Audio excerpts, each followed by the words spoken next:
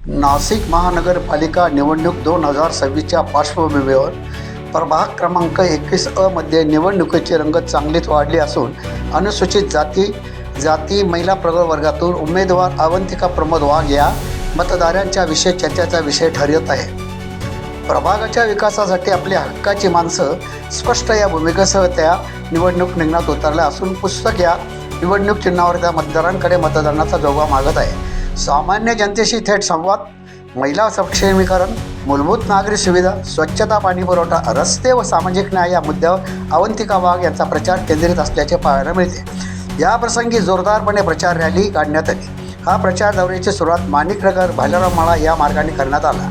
त्यांच्या प्रचाराला तरुण महिलांचा तसेच ज्येष्ठ नागरिकांचा उत्स्फूर्त प्रतिसाद मिळत असून प्रभागात सकारात्मक वातावरण निर्माण झाले आहे। मार्गदर्शक मान्य प्रमोदराजे शिवराम वाघ यांच्या नेतृत्वाखाली अनुभव व नव्या विचारांचा संगम प्रभागाच्या विकासाला नवी दिशा देईल असा विश्वास नागरिकांकडून व्यक्त केला जात आहे। येत्या 15 जानेवारी रोजी मतदारांनी पुस्तक या चिन्हावर समोरील बटन दाबून प्रचंड मताने विजय करा असं आवाहन अवंतिका प्रमोद वाघ यांनी प्रभागातील मतदारांना केले।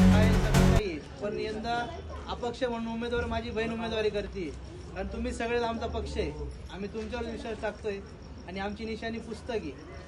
आमदारकीचं इलेक्शन झालं तेव्हा एका मशनीवर एकच जणाला वोट द्यायचं होतं, पण आता कसं आहे पॅनल मधून निवडणूक आहे, 4 जणांना वोट द्यायचे।